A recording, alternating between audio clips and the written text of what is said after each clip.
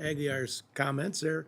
And all of us here are among those who travel through DCA on a pretty regular basis, and we wait at DCA, as with most of the traveling public does for reasons unbeknownst to us. But can you share with the committee any specific steps that's being taken to improve the operational performance at DCA, particularly during these peak travel periods?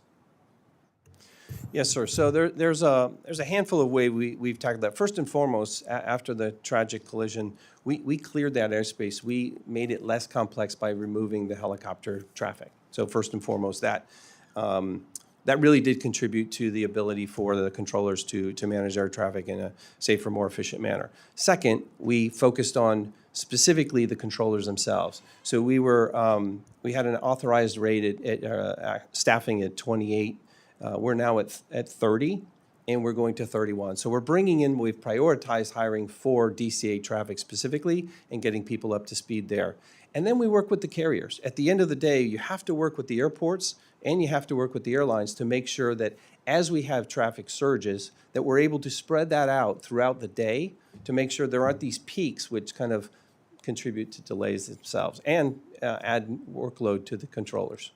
And having sat on the runway, because we missed our slot because we were a little late taking off. I We can't get apologize into for that. DCA is an issue as well, I understand. What aspects of the FAA's 26 requests are directly aimed at addressing those challenges? Are there further measures or plans under consideration to enhance reliability and efficiency with this critical airport while continuing to prioritize the safety? So I would point you directly to the staffing piece. I think the staffing piece, whether it's at DCA, and we're focused on DCA, obviously, in addition to places like Newark and other locations, that money that we're requesting for staffing is going to make a difference. We're not waiting for that money to come. Quite honestly, we're working towards staffing appropriately as we can with the money that we do have. But I would say that the staffing is a big piece. The technology, when we think about introducing new technologies, we're in a good place as it relates specifically to DCA with respect to our fiber and our communications efforts. But again, I go back to when we think about how it integrates within the larger system, with the Potomac, TRACON, and the command center and some of these other locations, it's going to be critical for us to make these investments into the technologies in addition to the controller workforce itself. As we discuss this modernization efforts to the national airspace more broadly, it's important to ensure that the smaller airports, like those in Ohio, are not left behind.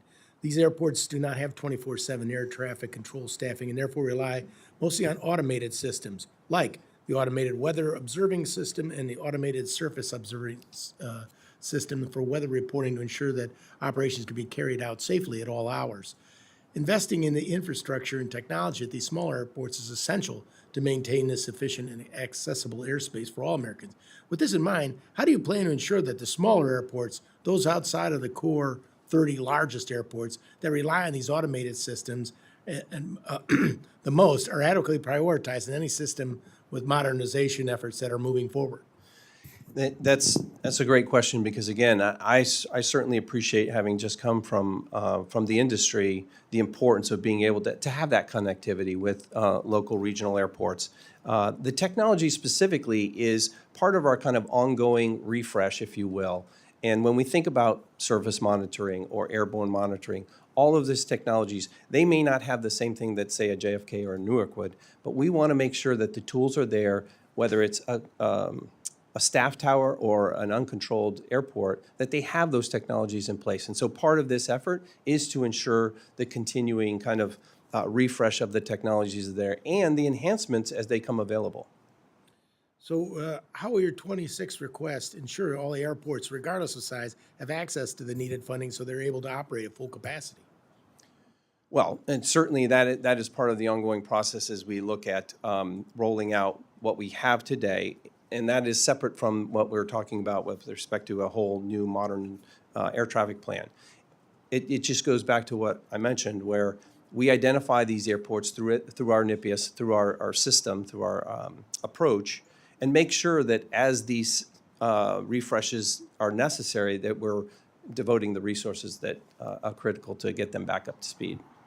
I had the opportunity, as I addressed Secretary Duffy a few weeks back in 2017, to go with then Chairman Schuster and Secretary Chow up to Canada to see the system that they have there.